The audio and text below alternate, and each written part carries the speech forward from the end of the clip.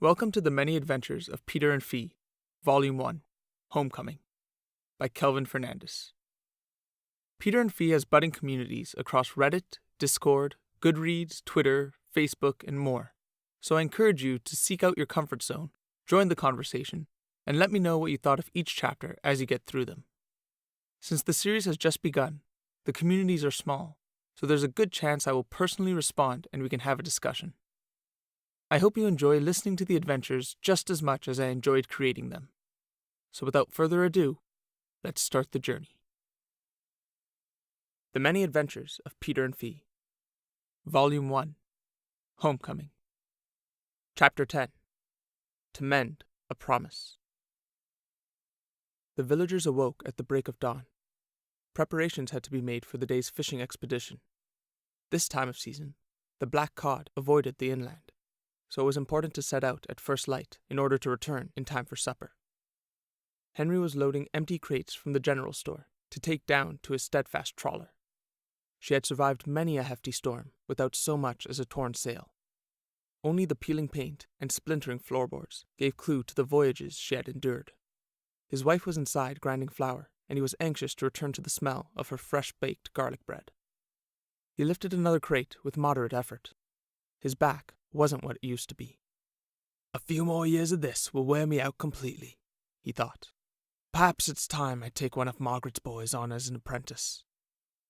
With a thud, the empty box suddenly doubled its weight, and Henry fell to a knee to support it. A little girl had come out of nowhere and landed on the crate within his arms. A little girl whose ears poked out above her head. "Fee! Is that you? How many times must I tell you not to do that?" Henry cursed. "Sorry, Mr. Carroll."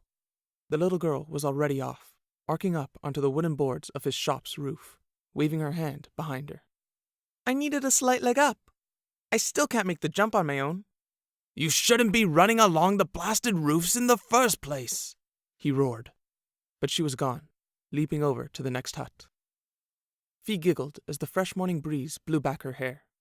She stuck her tongue out to taste the salt whipped up from the sea. Picking up speed, she ran full out over the edge and leapt over to the tanner's hut. Mr. Edwards didn't feel the need to get up early along with the rest of the village. The pattering of her footsteps raining down on his bedroom was the least she could do to help him out. "Okay, you got this," Fee said to herself as she approached the next edge. The gap between the tanning hut and the supply shack was the longest jump in Ryoshi village. It was made worse by the missing shingles Mr. Edwards still hadn't bothered to repair, extending the leap an extra foot. Fee had yet to clear it proper. "But today I feel it," Fee thought, brimming with confidence. She broke into an all-out sprint. Stride lengthening, breath quickening, she planted both her feet just before the hole in the roof and bounded clear over the edge. Blissful weightlessness enveloped her. The roof's lip came up fast. She thrust her arms forward, ready to grab hold. Then it began to rise. "No!" She slammed hard against the coarse wooden panels of the shack's wall. Sliding, falling, her fingers scrambled to find purchase, but to no avail. She arrived on her back in the alley's gutter. A seagull poked its head out from atop the supply shack and squawked disapprovingly. "You can fly!"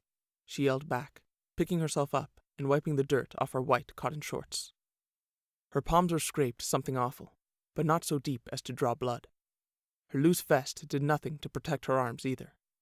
She stepped gingerly, hoping nothing had broken. But soon, her steps became skips, and by the time she cleared the alley, she was back to her sprint. Fee bruised easy, but recovered easier still. The docks were alive with bustling sailors. Men were hard at work, unfurling the sails and rigging the masts. Some were lounging against the railings, beer bottles in hand, waiting for their captain to announce their departure. Ryoshi's humble fleet comprised of only 4 ships, none capable of carrying more than 10 men. Each was manned by half that, in anticipation of a meaty haul. As Fee scampered across the crooked boards, she heard the whistle of a ball sail over her head and land onto one of the ships. The sailors' sons accompanied their fathers on their morning routine. They would typically help load the crates until enough of their mates showed up, and then drop everything to play their usual game of kickball. That's a point. 9-7. No way. Ben caught it. No, he didn't. It hit the deck. Did not. You seen me dive. I caught it even. Just give it to him. We're up 2 anyway. And Pa's almost done his beer. They're going to leave soon. No fair. He bobbled it clear as day. Look there. Is that Fee? Hey, Fee. Come play, Fee. The boys were split evenly between 2 ships, taking turns kicking the ball back and forth over the pier. 3 to a ship, they aimed for their opponent's mast.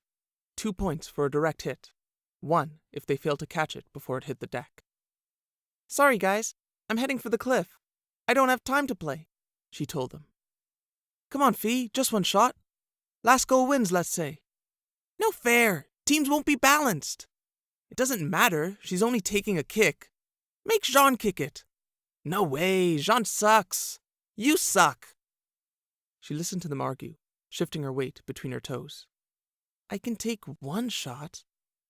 Okay, fine. She cut through the squabbles, all eyes on her. 1 shot. A chorus of cheers and groans rang out from the 2 sides. Fee took a running leap and landed squarely on the deck of the attacker's ship. She recognized it as Mr. Carroll's trawler and made a mental note to disappear before he arrived. Ben came forward, handing her the ball. It was my turn, you know. Whatever, Ben. I heard the ball hit the ground, Fee snapped back. The boy's face went red and he stomped away in a huff. Fee squeezed the ball tight. Made from an inflated sheep's bladder, wrapped tight in 4 layers of twine, it bounced firmly off the deck, back into her hands. As she placed it down, she noticed the twine was fraying, and a small warp had swelled up on one side. The ball didn't have many kicks left. Fee took aim at the mast. Her opponents had surrounded it from every angle, arms up to block the post from view. A smirk spread across her face. Her eyes never wavering from her target, she took 3 steps and struck the ball hard with the top of her left foot. Like a rocket, it soared over the rail. Arcing low, the ball carried on far to the right, a foot off its mark. The defensive formation shifted to match it, as she knew they would. With a mind of its own, the ball altered its course in kind. It careened sharply to the left, homing in on the mast. A dull echo reverberated through the floorboards as Fee's shot found its mark. The jubilant cheers rang out from the trawler, but their triumph was short-lived. The winning shot deflected off the mast with great force. It whizzed out over the docks and smacked squarely into an inattentive Mrs. Gallo, knocking the writing board from her hands. Mrs. Gallo was in charge of the supply shack. She was a tart, haughty old woman who prided herself on keeping a detailed ledger. As Fee watched the loose leaves get carried off by the wind, her spirits sagged. "What have you done?" Jean cried. Mrs. Gallo had recovered from the initial shock and bent down to inspect the ball at her feet. "It wasn't on purpose," Fee whispered. "How was I supposed to know that was going to happen?" "Just get it back," Ben said. "Like hell," Fee hissed. "It was your shot." "But—" "No buts. Quickly, before she pops it." Fee sighed, her ears drooping low in preparation for a scolding. Excuse me, Mrs. Gallo," she called out over the rail. "But can we get our ball back, please?" "Your ball!" Mrs. Gallo's eyes bulged out of her sockets, and her frizzy ginger hair stood up on end. Fee already knew that this cause was lost. "I don't think so, Missy. This is my ball now." "Please, Mrs. G, it was an accident. I'm really sorry." She tried in vain, afraid her friend's exasperated looks would turn on her. "Accident! Accident! I'll ring you up by those little ears of yours, and then you can tell me about accidents."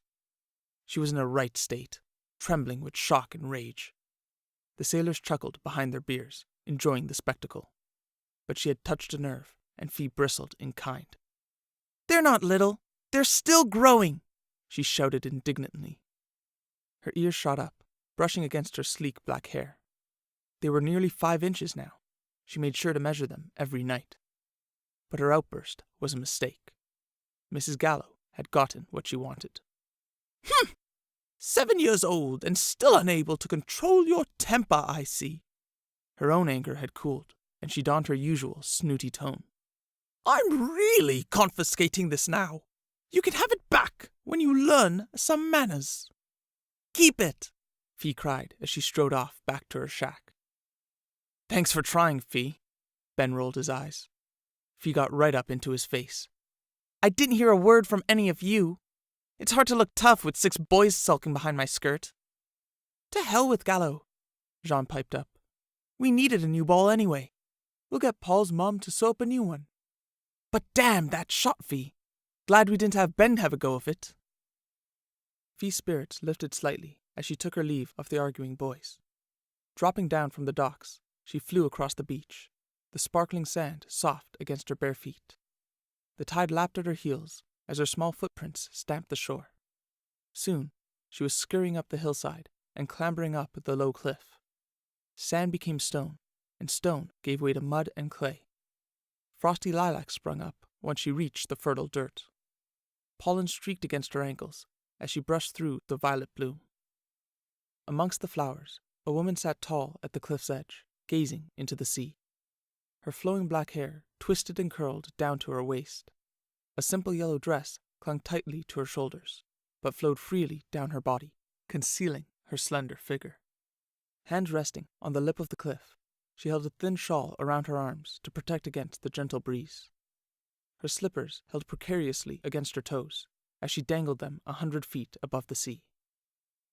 Fee ran up behind her and slid along the ground. Mushing the lilacs, she hooked her legs over the edge to halt her momentum and came to a rest alongside the woman. With a cheeky smile, Fee nuzzled up against her mother, and the two sat in silence, taking in the glorious sunrise. Her mother's name was Liana. She was a spirited woman who awoke each morning at the break of dawn. Her bright smile was enough to rouse Fee, but she always let the child lie in bed and come meet her at her own pace. Soft violet eyes exuded warmth and compassion, but maintained the sharpness of wisdom that only came with age. The hint of wrinkles brimming at her temples only accentuated her grace. Fee snuggled up against her mother's shawl. The fairest velvet scraped against her cheek, until she found the spot where she could sink into its cozy softness. The smell of iron and soap was faint compared to Liana's overwhelming presence that time had woven into the fabric, like a juicy pear plucked from a field of daisies. Fee's eyes flitted, flirting with sleep, but her mother's gentle voice disturbed her dream of slumber. "Picking fights again, are we?" she asked, combing Fee's hair between her fingers. "How do you know?" Fee squirmed. Liana laughed. "Little one, I'm sure everyone in the village must know. You've been blessed with lungs larger than anyone I've ever encountered. You must have given poor Mrs. Gallo quite the scare. She made fun of my ears." "Did she? She called them little." "They are little." Liana gently pinched one ear, rolling it between her fingers. "Not any more," Fee protested, pushing away. But her mother only smothered her tighter. "There's still plenty of time. They'll grow to be 2, even 3 times as long." "You really think so?" "I know so." Fee rolled in her mother's arms, nestling herself into her lap. Liana rested her chin atop Fee's head, brushing up against her short, floppy ears to either side. Mother and child fixated on the horizon as the blazing sun sent sparkles across the sea. Tiny shadows, far away, dotted the shimmering blue. The black cod were dancing in the sunrise. "Look, they're off," Liana whispered. The 4 ships had set out. The blustering wind against their sails carried the meager fleet rapidly from the docks. Tiny figures could be seen ambling about the deck. The sailors' shanties carried high in the air, the whispers of a melody reaching their ears. Fee could make out the words, but despite her best efforts, couldn't pin which man was singing the loudest. "How far will they go today?" she asked. "A little farther than they did yesterday," her mother answered. "And if there's nothing new, then there's always tomorrow."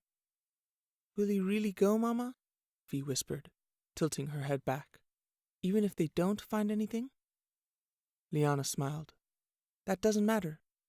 The fun part is simply going on the adventure." The world is a vast place, little one. I've traveled far and wide across our land, from Mur's wondrous falls to the steel city of Sigma. I've flown with the winged antelope across Meridel's plains and swam with the cloud whales of Lake Nucleo.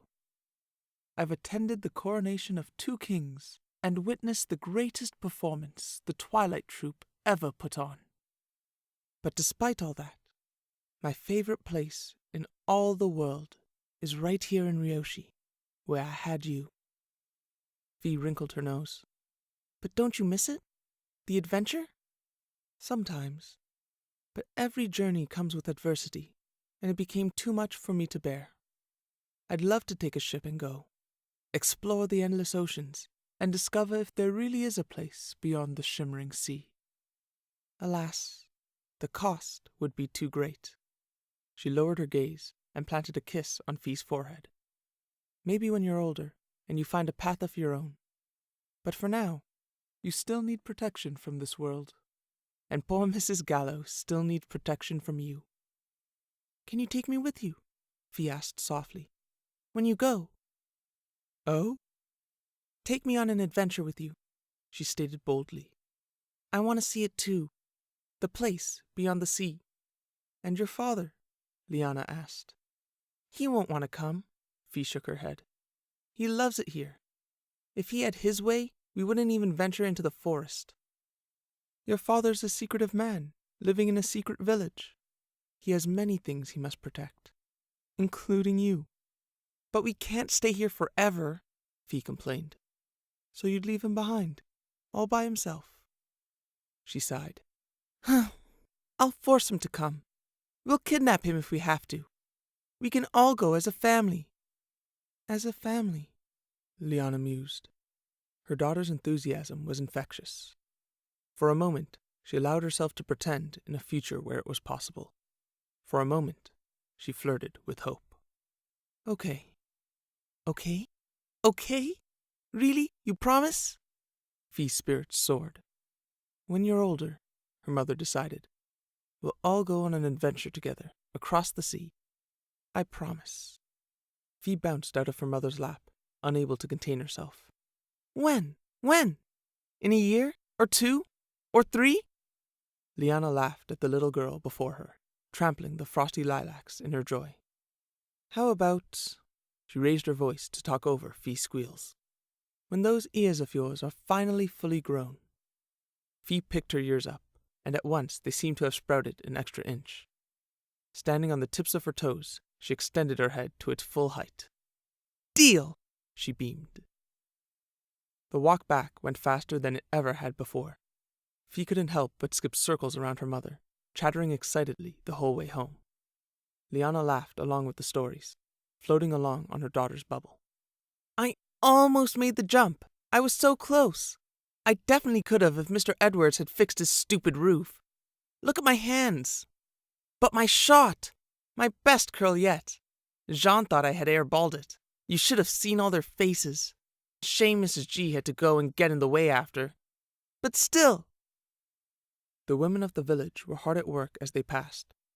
The smell of breakfast frying on the grill wafted through an open window. A mother and daughter were hanging laundry on fishing lines to dry in the sun. Old Lady Tabitha was banging out a warped plank on her roof. She lurched perilously atop her ladder, so Liana stopped to steady her and have a chat. Fee herself dashed straight home. Their house was built closer to the valley, slightly apart from the rest of the village. She steamrolled down the gravel path, letting her momentum carry her. Slowing only as the ground leveled out, she wrenched her feet to a stop, just before the front door of their humble abode. The glass pane inlaid into the redwood door was fixated just above her head. She wouldn't have been able to see through the opaque window regardless. The glass was stained with a mosaic of color. Theirs was the largest house in the village. More of a modest cabin than an elaborate hut, the thick redwood planks that made up the roof and walls were fit seamlessly together. While all their neighbors had simple flues installed in their roofs, theirs had a complete granite chimney rising from its conical center. The cherry smoke, emanating from the stack, told Fee her father had finally risen.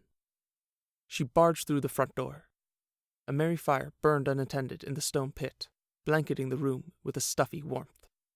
The 2 beds at either end of the room were still unmade, the down comforters balled up by the bedposts.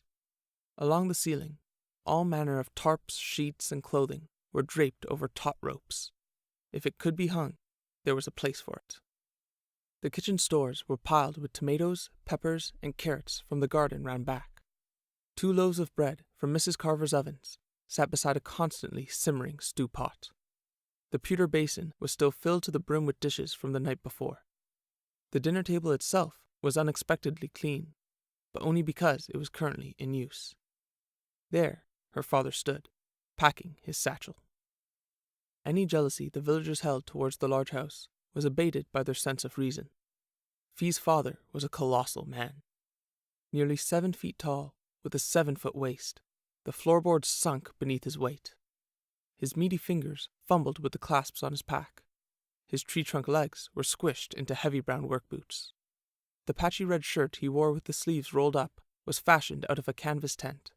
His forearms exposed, the beefy, sinewy muscles bulged under the thick layer of fat and forest of hair. Oiled and neatly combed, his beard overran his neck and chin in stark contrast to the sheen off his shaved head. Fee pounced on the table and tackled her father with a fierce battle cry. Arms wide to grasp round his chest, she instead got a faceful of belly before rebounding back. Ass on the table, wincing in pain, she looked up into his twinkling blue eyes, the only trait she shared with her father. "Better, Fiara," his deep voice rumbled. "But if you're going to roar, you must commit your whole body." He pounded his diaphragm. "You feel it here, and let it fill your lungs. Really put your soul into it, and thrust it forth in one strong burst." He roared across the table. Fee was blown back, her hair whipping round from the sheer force of his voice. She clasped her hands hard over her ears, but the bellow broke through to her core. Specks of spittle battered her face as she was caught in the deluge. When her father ceased his cry, the entire house still shuddered, as if unsure whether he had stopped. "You cheated," Fee pouted. "How can you expect me to sound like that? You're the size of a house." "It's not the size of the beast, but the size of the heart." His finger prodded her chest. It was as big as her whole hand, but the pressure was soft. Fee snorted. Her father had a handful of adages, and this was his most prolific one. He didn't take kindly to her insolence. Grabbing her round the waist, he hoisted Fee into the air and tossed her effortlessly above his head. "Apologize for laughing at your old man," his voice boomed. Fee giggled profusely, unable to contain her enjoyment. With each toss, her lungs were filled anew, sustaining her mirth. Hard and callous though they were, it felt like the softest of cushions each time she returned to his hands. It was to this sight that Liana entered. "Honestly, after the incident at the docks, I thought we'd work on our quiet voices." She stood in the doorway, arms folded, a bemused expression on her face. "But I guess even that is too much to ask." Fee's father tossed her up one last time, and within 2 strides embraced his wife. She, too, was lifted effortlessly into the air as they twirled on the spot and shared a long kiss. Fee, all of a sudden, found herself falling with nothing beneath her. Twisting in midair, she managed to right herself and land firmly on one knee. "Gross!" Fee averted her gaze. "Good morning to you, too," Liana smiled as she was let down gracefully. "What happened at the docks?" her father wondered. "Only the best shot in kickball history," Fee announced. "And the relevant version?" he pressed. "I ended up hitting Mrs. Gallo, and then yelled at her for making fun of me," she conceded. He looked from Fee to Liana, holding back a growing grin. Liana merely shrugged. "Don't look at me. She's your daughter." She inspected the simmering stew on the coal-laid stovetop. Fishing a wooden spoon from the basin, she dipped it in the pot for a taste test. The thin broth was depleted of actual substance, but the spicy sting of the garden peppers still remained.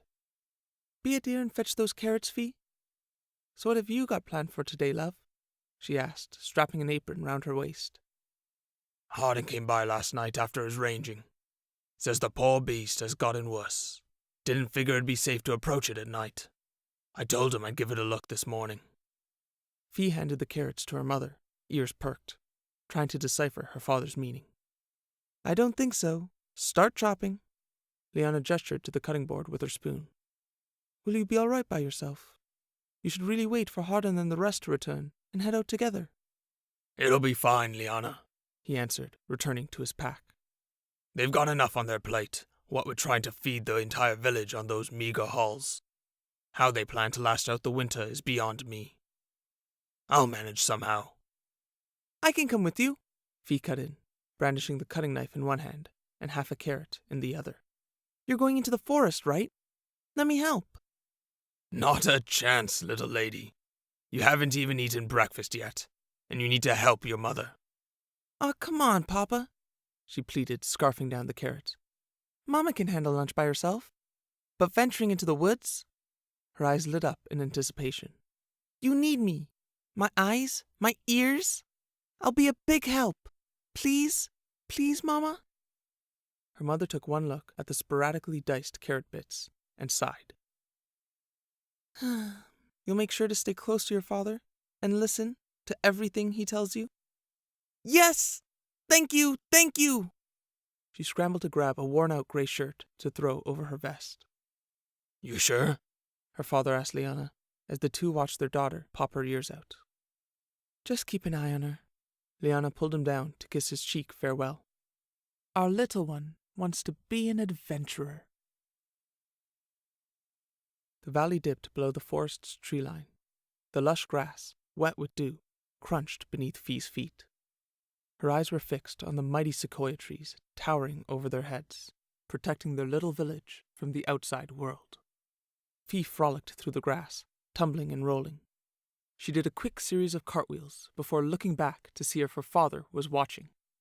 But as usual, he was more concerned with the sheep. A simple wooden enclosure held the village's bumper sheep. The fluffy balls of wool would nudge each other in the night, setting off their spring puff defense and sending the herd ricocheting off one another and bowling around the pen until morning. Luckily for them, their bodies were kept safe by their own woolen enclosure, so they managed a good night's sleep despite rolling about indefinitely. Unluckily for Farmer Torg, it was his job to pick them back up. Heading into the forest, are you, Poe? He asked as he righted a sheep. Aye. Hardin informed you of the situation, I take it? Fee's father replied. Like I need a report from him. The damn thing's been crying through the night.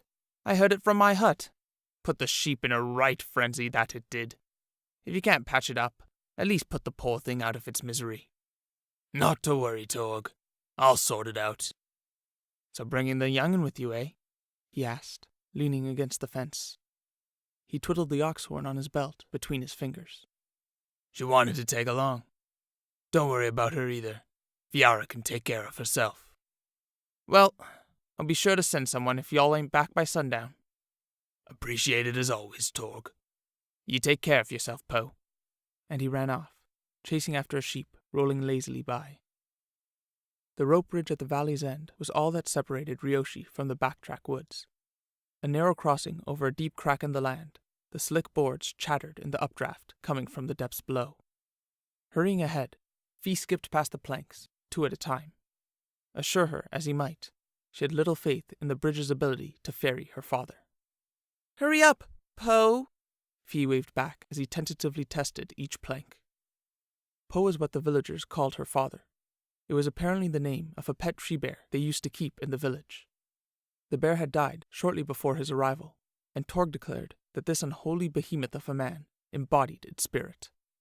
Having no name of his own, he was content to wear the moniker, though he never used it himself. But why doesn't Papa have a real name? She asked one night, whilst being tucked into bed. He was never given one, her mother had said. But don't you want one? Everyone needs a name, she protested. Is it so important? Papa is enough for me, he had said before kissing her good night. The forest quickly consumed both father and daughter, along with the morning sun. The flora glowed dimly, the petals already burrowing themselves back beneath the earth. Only the stray shafts of light, breaking through intermittently, guided their way forward. The forest teemed with the shifting slither of the woodland. The relentless sounds of creeping vines, snapping petals, and the tremoring brush berated Fee from every side. She dipped her ears back, taking hold of her father's shirt. "Do not shun your senses, Fiara," he bristled. "Ignorance is not your ally." "Yes, Papa." "Tell me, what do you hear?" She closed her eyes and reopened her ears. "The trees are moving. Very slowly. They're pulling themselves through the ground. The roots are wrapping around each other. There's so many." "Go on," he urged. "The plants are humming. No, singing. There's a soothing tune to it. But there's something else. Something disturbing the song." She opened her eyes and looked up to her father. "It's crying." "Take me to it," he commanded. Fee uncertainly led the way. The flowers picked their heads up as they passed, an array of scarlet and gold petals dancing in the breeze. She paid them no heed, focusing on the moaning wails leading her forward. "This is hopeless," she thought. "The forest will reach whatever it is long before we do." For agonizing minutes, they walked on. The cries came fewer and far between, until suddenly an echoing lament thundered through the trees. Flowers wilted in fear, leaves rained down from the treetops. The earth quaked with the rumble of retreating roots. Fee felt a massive hand descend upon her shoulder. "I'll take it from here," her father said. They entered a large glade, the trees themselves seemingly fleeing from the cry. At its center grew an ancient yew, its roots long since cemented into the earth. Its limbs sprawled out, defying gravity itself to reach into the air. Magnificent tendrils wove around its trunk and dug back into the earth. The gnarled tree was unlike any Fee had ever seen in her few trips to the forest. But what drew her eye was the treekeeper, sprawled across the ground, its head weakly resting in the crook of a branch. It filled the clearing. Massive pairs of legs lay motionless on each side of the yew. Its body rose and fell with each pained lungful of air. Pale as birch, its tough hide cracked and flaked, as if the sun itself had dried it out. The death-white skin only accentuated the hideous gash across its abdomen. A crimson tide dyed its belly, bubbling and inflamed at the wound seam. The creature's eyes, up above, were pleading for release. "Keep back, Fiara," her father cautioned. He stepped forward, unslinging the satchel from over his shoulder. Taking care to tread lightly, he approached the treekeeper's gut, stepping through the pool of gore. He ran a hand against the wound, outlining the tear. The cut was jagged and uneven, as if it had been hooked in several places, then torn straight through. Dark welts appeared along the gash, marking deep burns in the soft tissue. "What could possibly have done this to you?" he whispered to the forest's protector. A long, low note came forth in response. Fee watched as the treekeeper's neck twisted and turned. Aggravated by the contact, it was trying to fend them off, but had not the strength to even lift its head. A cold hand grabbed tight her heart. It was the most pitiable sight she had ever seen. "Fiara!" Her father's call snapped her from her reverie. "Yes?" "This will take time. I cannot work with the creature trembling so. I need you up there, keeping it calm." "Into the tree?" She paused. "You want me beside its head?" "The closer the better." "Oh, okay." She approached the ancient yew, sidestepping the bloody pool. Hoisting herself up the twisted trunk, her small fingers grabbed hold of the tree's knots and thick tendrils. Amongst the branches, she followed the groove of the creature's folded neck and pulled herself up to a hollow only a foot from where its head lay. The treekeeper's heavy breathing had created a moist pocket devoid of leaves. Fee extended a hand, and its nostrils flared, covering it with phlegm. She wiped it to her shirt and gently rapped the creature's snout. "We're trying to help you, you big lug," she said softly. It was cold to the touch. "What happened to it?" she called down, Something's attacked it. The flesh is mangled and won't close. Her father grunted back. But the tree keepers protect the forest. Nothing here would attack them. I know, he said. And where's the rest of the herd? How could they abandon it? They know more than I. It might already be too late.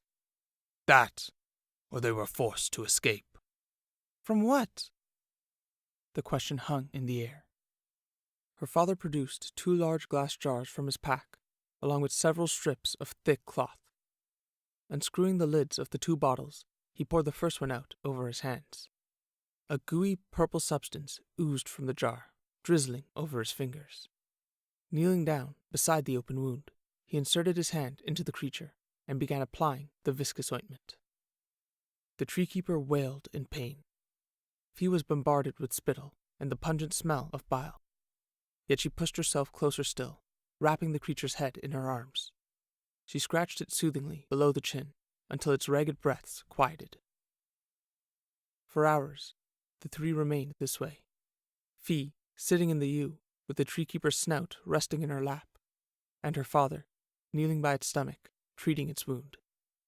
After the ointment, he dipped the strips of cloth in the second jar, before using them to cover the wound.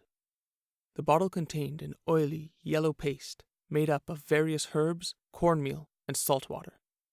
He worked steadily, making sure the gash was coated securely.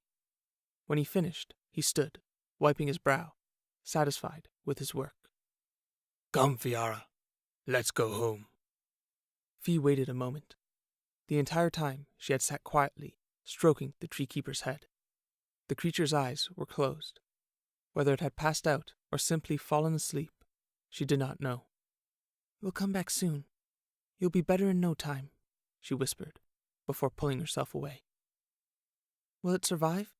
She asked solemnly at the base of the yew. That's up to it. There's nothing left for us to do, her father answered. He unfurled his hand to reveal a crumbled piece of charcoal. This was lodged in the poor thing's wound. Coal? Where did it come from? From someone who's not supposed to be here. One whose heart has closed. We need to head back, as quick as we... A hollow note rang through the forest. Low, high, then low again. The sound resonated through the trees. Again, and again. Her father's face went white. He bolted from the glade, Fee charging after him, leaving the treekeeper to its fate. Stay here! He roared, not bothering to look back. You're not leaving me behind! Fiara! I'm coming! Fee ran as fast as she could, barely keeping pace with her father's gigantic strides. Again the note rang, stronger than the last. The breath of Torg's oxhorn stretched from the forest to the sea, a clear signal to every member of Ryoshi. Enemies. Danger. Help. They took a direct line back to the village, the trees parting way before them. The forest respects him. It takes him where he wants to go. Fee panted, desperately trying to keep up. He was just testing me. They descended on the valley and bolted across the rickety bridge. Fee jumped as a bumper sheep whizzed by. The enclosure was smashed to bits. Fractured posts littered the ground as the herd tumbled through the valley, colliding with anything in their path. Torg was nowhere to be seen. The horn had stopped sounding. The sun slowly fell upon plumes of smoke rising up from the village. It didn't take Fee's ears to make out the terrified screams. She instinctively made for the fork that led down to their home, but her father blew right past it. Fiara! Find your mother, then head for the docks. I'll meet you there, he roared. But where are you? Fee stumbled, confused. Do as I say, he yelled, and was gone. Fee was alone. She sprinted down the slope, the wind whipping her face with hot air. The crackle in her ears confirmed her fears before the blaze met her eyes. The redwood walls of her family's home hissed and spat as they were devoured by a raging inferno. The front door stood ajar, a window to the dancing flames within the furnace. She took a few steps back, the heat too much against her face. the tears evaporating before they could even form. She could not see her mother. Then a figure moved. For a fleeting moment, Fee feared she was trapped within, but it was not her mother who stepped out. It was a metal man. Hidden from head to toe in a suit of iron, he emerged from the flames. The cherry glow of the metal burned red as the fire licked his chest plate. He took 3 steps, spluttering and coughing, before collapsing to the ground. What is going on? Fee thought. She approached the man, a hand held up to shield her face from the heat. In his arms, he held her father's ornate hunting knife, along with what little jewelry her mother had left. The man had been looting her home. A look of disgust spread across her face as the acrid smell told her the man had been cooked alive in his greed. Idiot. Fee crouched down, careful not to touch the sizzling suit, and grabbed hold of the silver chain in his hands. Her mother's locket easily came free, the last remnant of their home. Squeezing the warm silver in her palm, she turned her back on the house where she had spent her entire life and made for the village. Chaos. The flames danced from hut to hut, increasing in tempo with each leap. Metal men brandishing torches stormed through the village, indiscriminately setting everything alight. Their raucous bellows were the only source of life found in the hellblaze. Fee remained crouched in an alley, a million thoughts surfacing at once. Who the hell are these men? Where are the villagers? Where is Mama? Oi! Valabar's got him cornered by the docks. About time. The maniac nearly took my head off swinging that club around. Hurry it up! We're going to beat them into the sea! Fee followed the metal men towards the pier. The orange sky was blinding against the open water, but the scene set before her could not have been outlined more clearly. Hiding behind the supply shack, peeking past a wooden barrel, she saw her father standing center stage in a crowd of 2 colors. On one side, the metal men amassed, torches exchanged for blackened pikes. There must have been nearly 30 of them, their faces hidden behind iron grates. The other side held the terrified people of Ryoshi. Mrs. Edwards and Mrs. Carroll stood protectively over the crying children, as their husbands stood protectively before them. Fee was relieved to see the sailors had returned in time to defend the village, but the pitchforks, pocket knives, and bare knuckles they wielded inspired little hope. Her heart fell further at the sight of their ships. 4 balls of fire sat in the pier, the sails crashing down to the ashen decks where the metalmen had deposited their torches. Their only means of escape denied, the villagers felt the heat at their backs as their eyes gave way to despair. Only her father, redwood club in hand, wheezing hard with a deep gash across his chest, returned eyes of defiance. The leader of the invaders met his gaze with placid resignation, as if bored by the whole ordeal. Come now, you must realize it's over. He spoke with an air of grace, laced with venom. Almost 8 years of freedom seems more than fair, so just hand over the girl, and we'll leave you to pick up the pieces of whatever life you have left. The man stood apart from his soldiers. He wore a robe of darkest silk that tapered around his neck, yet lay suspended in the air all around him, as if hanging over an invisible banister. His grey, pallid face looked almost sickly behind a wicked smile and sanguine eyes. He greased back his jet-black hair, heightening his already diminishing hairline.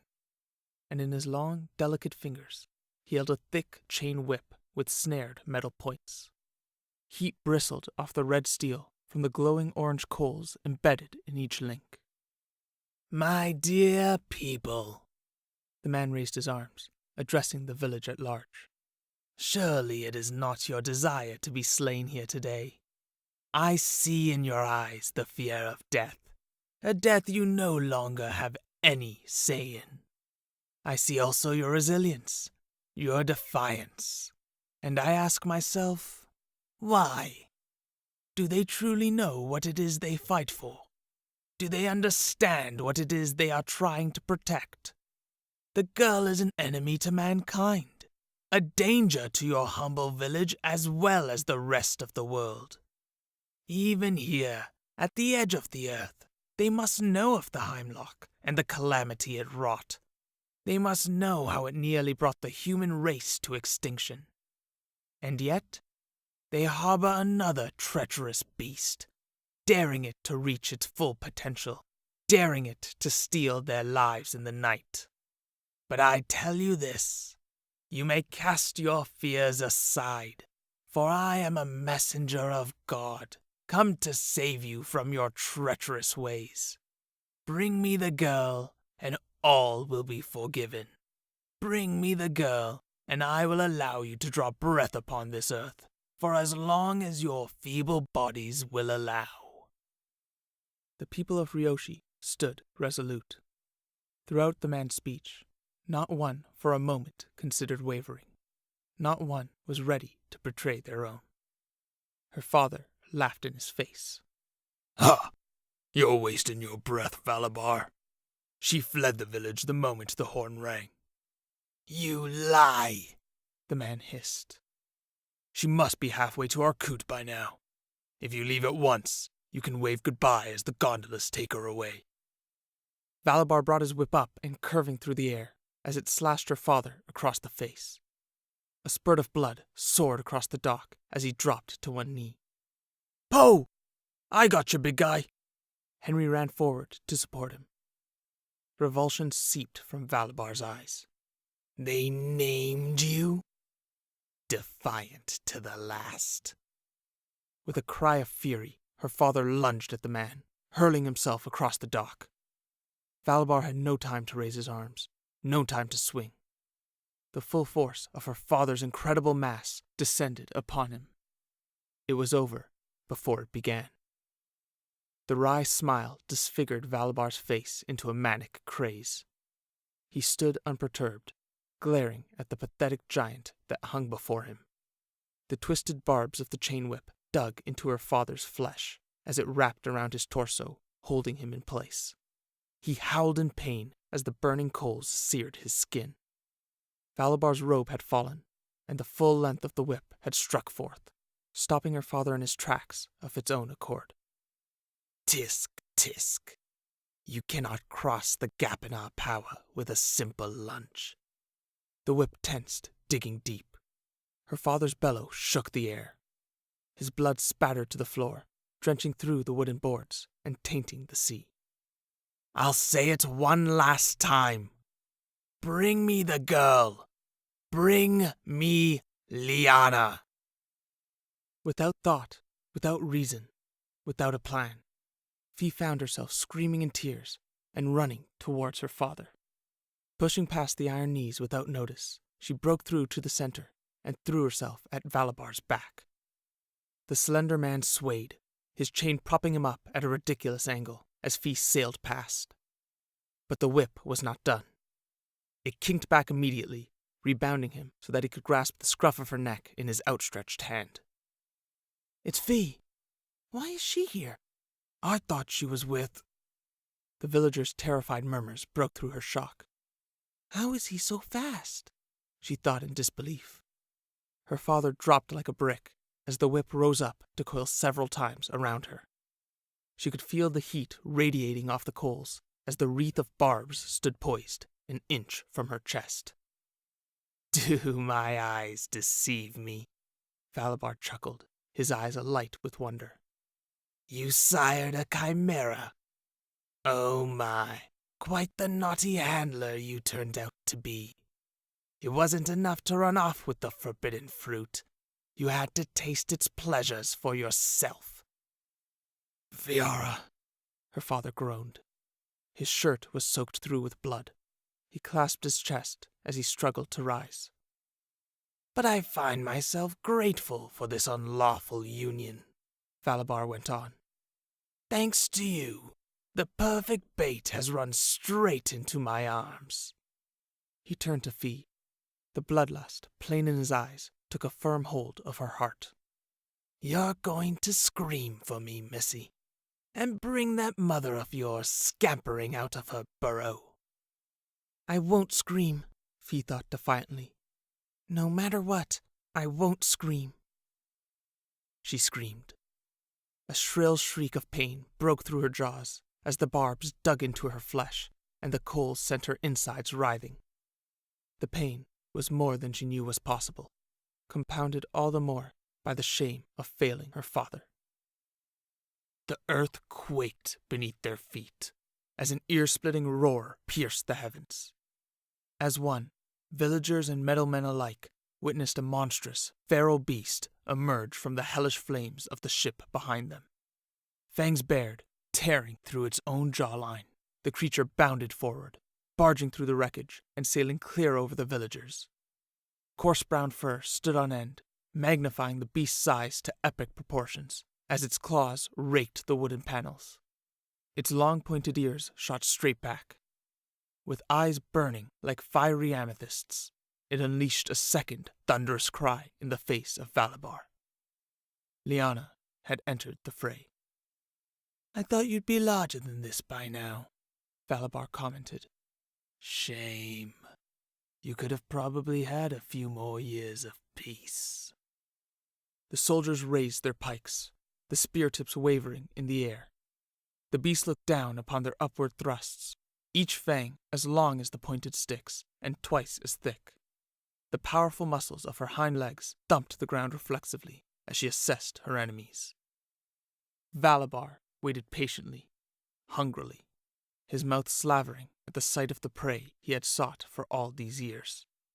His chain whip unwound itself from the little girl, tossing her aside, her purpose spent. Hovering poised by his side, it wove left to right as his eyes searched for an opening in the beast's guard. There! He struck first, the pointed head swiftly piercing through the air. But Lyanna swung her paw like lightning, batting the chain to the ground. A snarl broke through her clenched teeth as she closed the distance between them.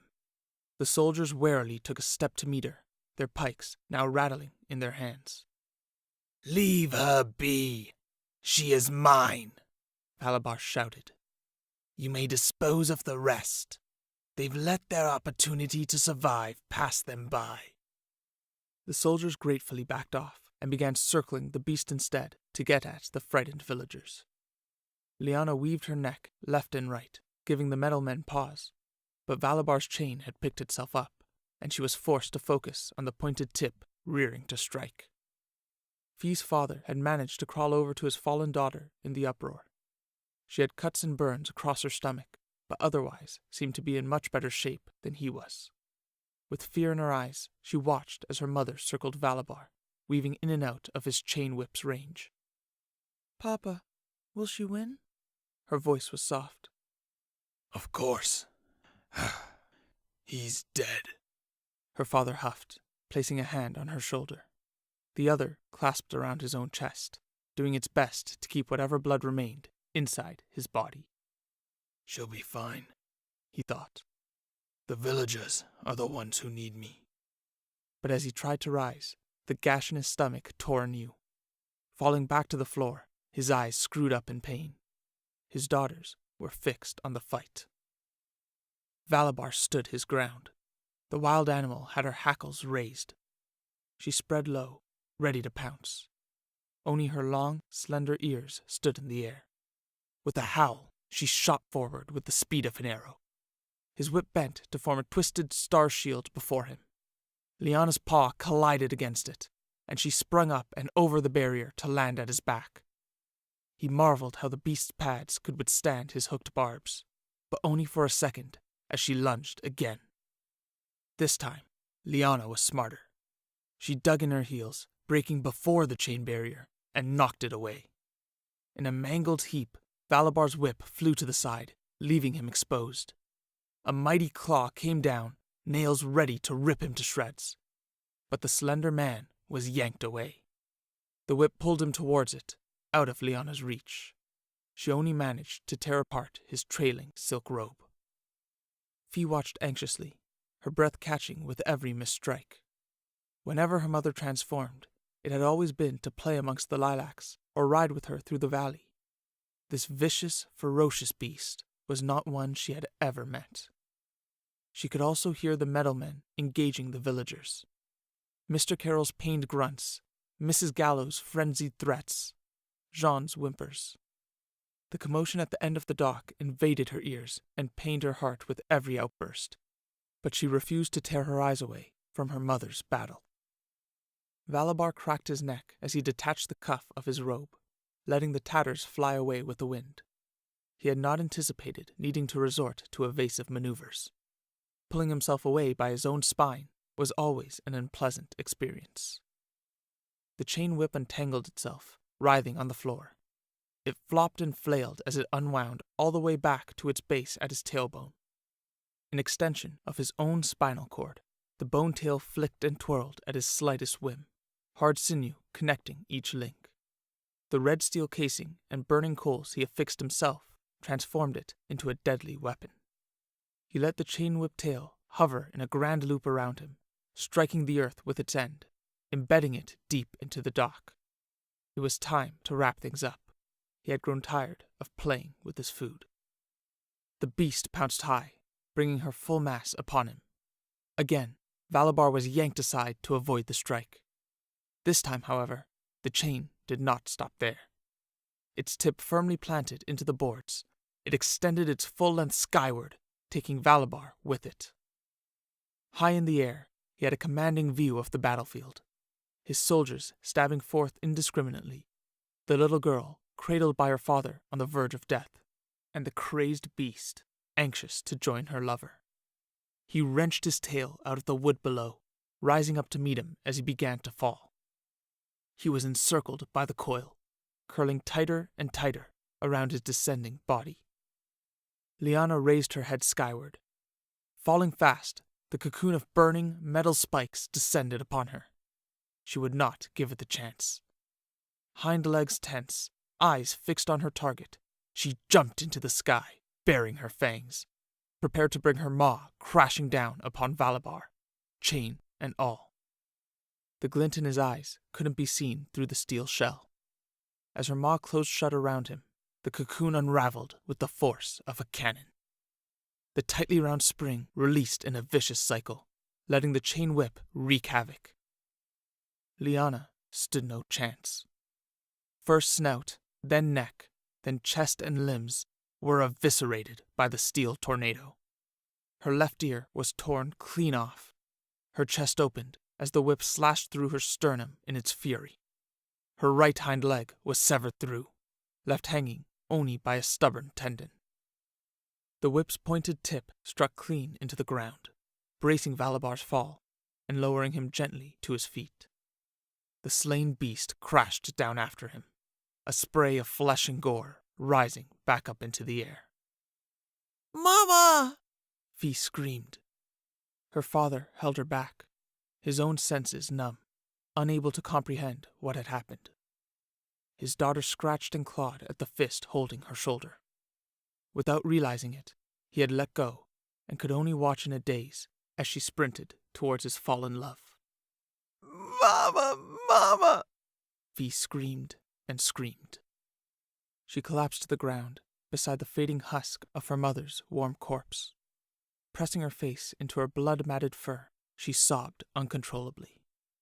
Bit by bit, the hair, bone, and muscle of the vanquished beast faded away to dust in the wind. All that remained was Liana's pale flesh. Fee pushed herself beneath her arms, begging and pleading for her mother to move. Around her, the world continued. The men of the village collapsed to the ground, their bodies kicked into the sea. In desperation, women flung their children into the burning ships. Some were cut down before they had a chance. Others were forced into the sea by the mass of soldiers. Mrs. Gallow's gurgling cries were smothered by the waves as the soldiers' pikes chased after her, dyeing the waters red.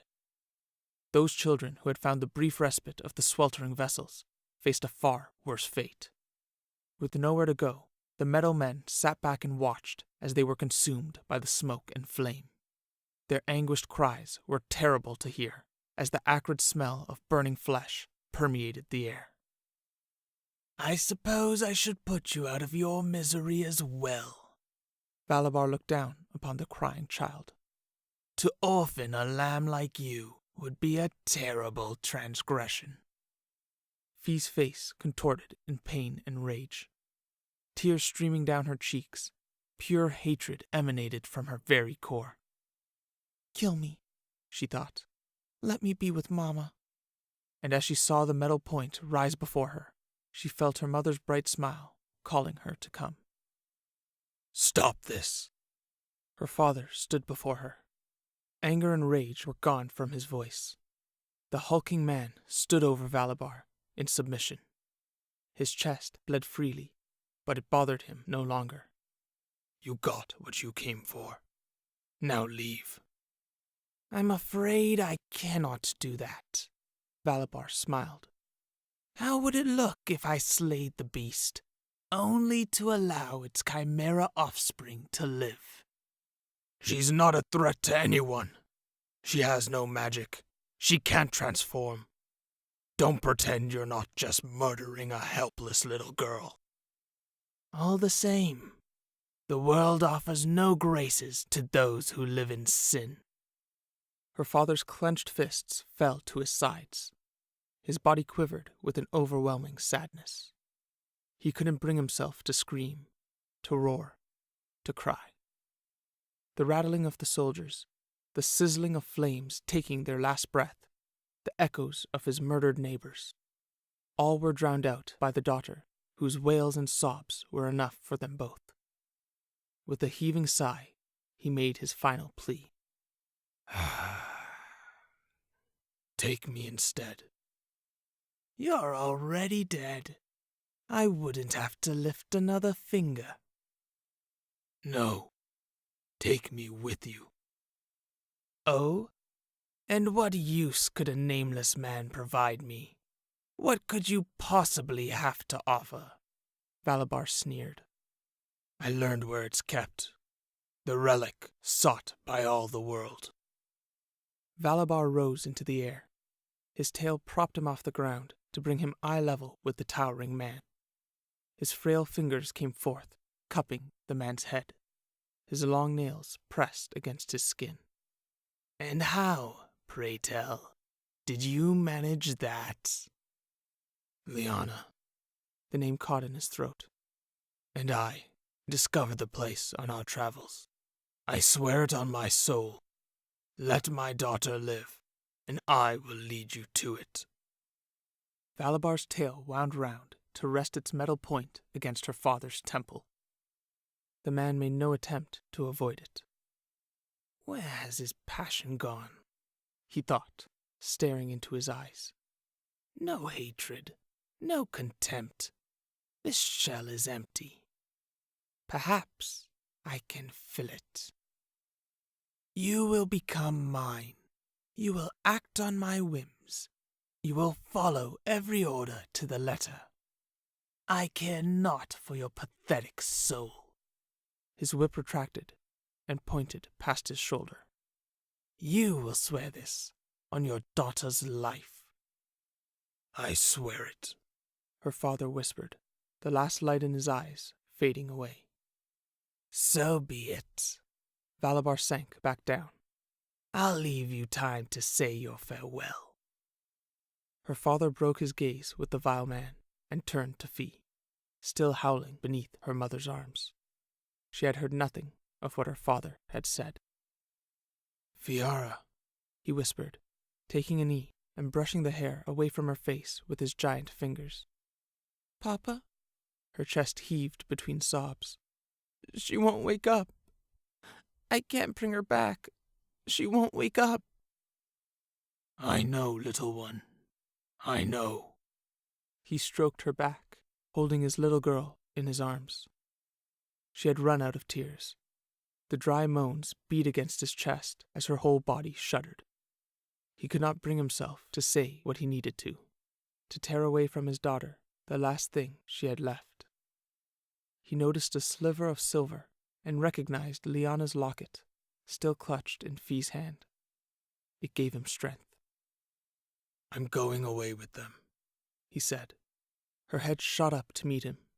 Her eyes, red and puffy, were lost in confusion. "It's the only way I have to protect you. I don't know what else I can do. I'm so sorry I failed you, Fiara." I'm so sorry. Fee took in her surroundings for the first time since her mother fell. The village had crumbled to a smoldering pile of ash. The villagers lay in a heap of bodies at the end of the dock, and the meadowmen had them surrounded, with Valabar impatiently waiting a few feet away. She wanted to yell at her father. Yell at him for allowing this to happen. Yell at him for getting captured so easily. Yell at him for letting her mother die. Instead, she simply said, "Take me with you." That I cannot do, He breathed. Here is where you'll be safe. I don't know how long it will take. Could be weeks, maybe months. So I need you to survive for me, okay? I need you to be the strong, fierce little girl I raised you to be. Fee nodded slowly, then broke down in his arms. "I don't want to be alone," she cried. Her father held her tight and gently removed the silver locket clutched in her palm. He unraveled the chain and placed it around her neck. The weight of the locket felt warm against her chest. You will never be alone, He whispered in her ear. She will always be with you. "Promise me you won't die," she muttered. Fiara, "If I wait, promise me you'll come back. Promise me you won't be gone forever." of course I'll come back for you, Fiara. I promise, I promise, I promise, he swore. Fee didn't know how long they sat there together. Neither one said a word more or made any move to break their embrace. Tears came back to her as she wept into her father's shoulder. He let her cry, clinging to a warm embrace that he knew may never come again. He soothed her gently, savoring every last moment he had left until the little girl fell asleep in his arms. Dried tears streaked her face as her breaths came evenly. He pressed a final kiss to her forehead before laying her down beside her mother. When Fee awoke, her father was gone. The sound of the waves crashing against the cliffs below was the only interruption to the silent conversation. Peter maintained a respectful distance as his companion sat by the grave amongst the frosty lilacs. They bloomed freely before the headstone of slate. The rock was worn down by the wind, but the words etched into its face remained sharp. "My mother, Liana." Peter admired the handiwork. It was repeated at every grave they passed along the beach on their way up. Each headstone faced out towards the sea, bearing the name of a man, woman, or child Fee had known. "I can't believe she dug them all herself," he thought. Fee stood up, her dark hair blowing in the breeze. Her silhouette shone against the backdrop of the rising sun. She turned to Peter and beckoned for him to join her. "Mama, this is Peter. He's my friend." "Hi there." Peter's voice was low, so as not to disturb the moment of peace. "You can say more than that," Fee urged. He stammered, searching for the words. "Your daughter is one of the most courageous, loyal, determined people I've ever met. My mom would always say that everything she did out of love for me, and I always wondered how that could be true. Didn't she have her own interests, her own desires, her own goals? But the way Fee speaks of you, I know that doubt has not once entered her mind." He placed a hand on the chiseled slate. "Rest easy. I'll take good care of your daughter from here. You can count on me." Fee smiled and went to sit at the edge of the cliff. She swung her legs idly, staring out over the shimmering sea. Peter joined her tentatively, preferring to cross his legs over the solid ground. "So he wasn't here, huh?" he asked. "I didn't expect him to be. He didn't return after 6 years. Why would he be here now?" she answered, without turning away from the horizon. "So we carry on," he reassured her. "There's still so many places we've yet to look." Fee nodded. "He'll turn up. Big man like him can't hide forever." Peter noticed she was trying to hide the glistening wetness in her eyes. "I'm going to sail these waters, you know, once we find my dad. we'll build a boat together, here on the shore, and set out to find what lies beyond the shimmering sea. Hate to break it to you, but there's nothing out there, Peter said. You're probably right, she conceded, but I've already decided, and I'd like to find that out for myself. Besides, she smiled, turning her head to her companion, her blue eyes shining brighter than the sun. The fun part is simply going on the adventure. End of Volume 1. Hey, this is Kelvin. I'd just like to say thank you for taking the time to listen through my book. I really hope you enjoyed what is hopefully only the start of a long and exciting adventure. The Many Adventures of Peter and Fee is the very first book I've ever written. I've previously dabbled in short stories and am constantly batting around ideas in my head, but this is the first novel-type work I've committed to writing, and I'm very happy with how it turned out. Peter and Fee started as a proof-of-concept model to practice my writing. It was supposed to be a prototype before I started work on a different idea entirely, but the characters took hold of me, and it soon snowballed into something much, much more. Over the course of a year, I relegated my previous idea to the back of my head, and just found myself thinking about Peter and Fee and all the adventures they could get themselves into. I soon grew too attached to the characters to make them a one-off side story, and began developing a world for them to explore. And as the days became weeks, became months, I found I had volumes and volumes of content just waiting to be written. That being said, I'd love to hear what you thought of Volume 1. Things you liked, things you didn't like, things that resonated with you personally, things you didn't understand. Reddit, Discord, Goodreads, Twitter, Facebook, whatever your platform of choice is. You could even shoot me an email if you're so inclined. As of writing this, the communities are small and just starting out, so there's a good chance I'll be able to personally respond to your comments and start a dialogue. Hopefully, I can get a gauge of what you, the listener, responds to, as well as the feelings of the audience as a whole, and put that towards how I frame the future of this series. I'm already hard at work writing Volume 2, and I'm very eager to share it with everyone. The Many Adventures of Peter and Fee is a self-published work that I also release for free on a short time delay. And while I'm committed to this format so that everyone can enjoy and experience it, it just cannot exist indefinitely without financial support. If you enjoyed Peter and Fee and want to see it continue and grow into what it is capable of, I truly appreciate your participation. To you specifically, I am more than happy to release this audiobook to you for free. Whether you came across it by chance, sought it out yourself, or had a friend share it with you, I sincerely thank you for picking it up and taking a chance on me. If you liked it and want to hear more, I'd greatly appreciate if you could show your support by either purchasing the book post facto in some form, Amazon, Kobo, Audible, etc., or sending a donation through PayPal, paypal.me/peterandfee, of whatever amount you desire, so that your full contribution goes towards supporting me.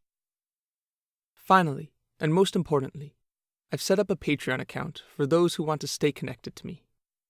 My Patreon supporters will receive a digital copy of each book in the series on day one of its release, as well as the audio version if I'm financially able to continue this route. Furthermore, they will receive behind-the-scenes insight episodes I've written for each and every chapter, as well as any and all updates, questions for my readers, and ramblings I have that I'd like to share with those most closely involved with Peter and Fee's creation.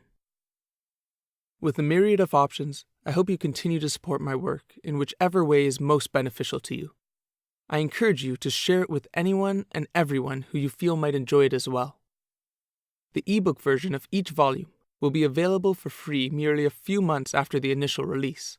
As well, the audio version is available here on Audible and also your favorite podcast services and YouTube, so there's no barrier to entry for those who show interest. I'm not sure if this business model can be effective, but hopefully I do receive enough support so that I can keep providing this content for everyone. I won't truly know until I can look back fondly. All I can do is take that first step. And now, you've taken that first step with me, and for that, I must say thank you, and thank you again. Until next time, Kelvin Fernandez.